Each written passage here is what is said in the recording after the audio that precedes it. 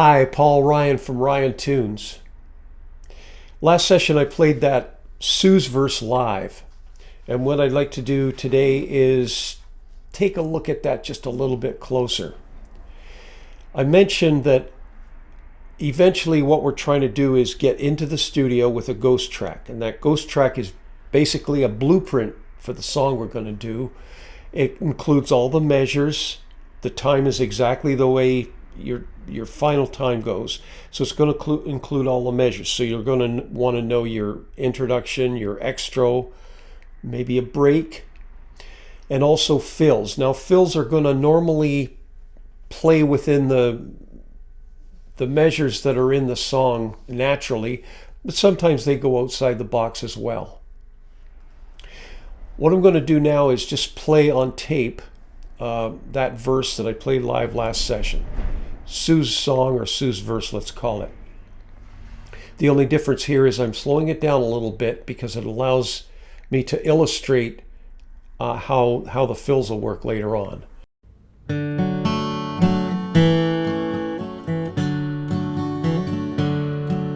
She opened up her eyes. Sue was running late.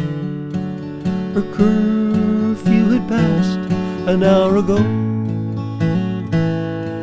As her friend was burning rubber, trying to get her home, she wondered what her parents would have to say.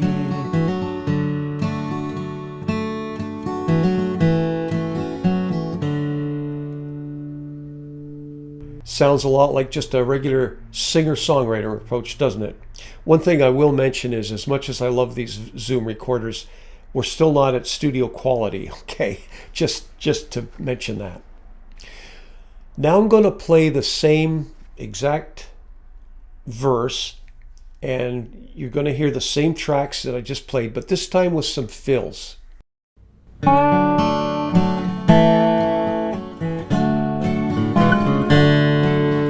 opened up her eyes. Sue was running late. Her curfew had passed an hour ago. As her friend was burning rubber, trying to get her home, she wondered what her parents would have to say.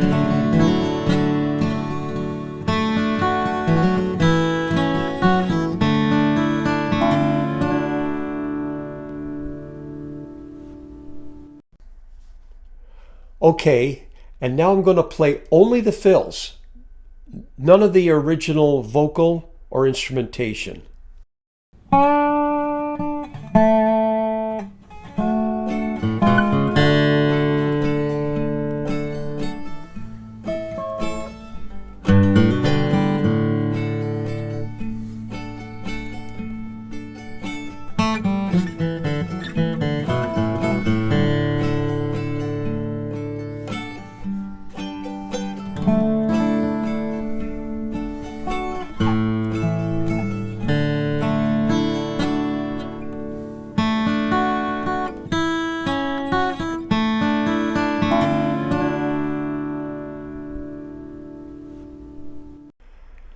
So when you hear the fills alone, without no vocal, no rhythm track, sometimes they're up front, the guitar, I think it was after line 2, and other times it's a light touch. The dobro isn't really present at the start. It is towards the end, maybe at the extra.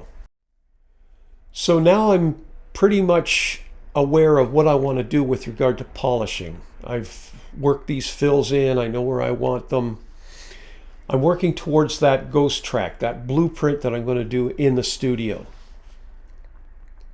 Two things to bear in mind on the fills, for me anyway. Don't overdo it. That's a big deal. Spread the instruments around. And the third thing is using the same fill over and over and over. I was at Nashville one time and I saw a singer-songwriter competition, and this guy, I thought he had a really, really good song, but he kept, after every single line, he kept punctuating it with the Lester Flat G run, and For those of you who don't know it, it's the da da da da da da.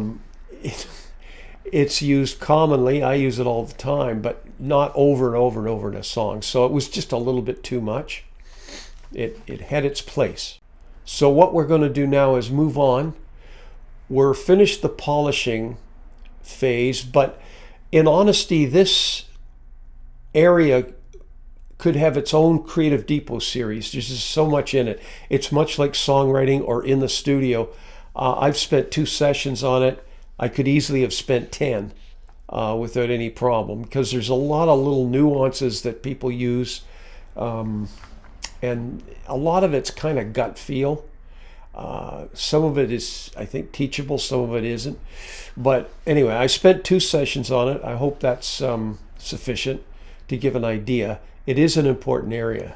So what we're going to do now is move past the songwriting, past the polishing, and we're going to head to the studio. Thanks for watching. See you next time.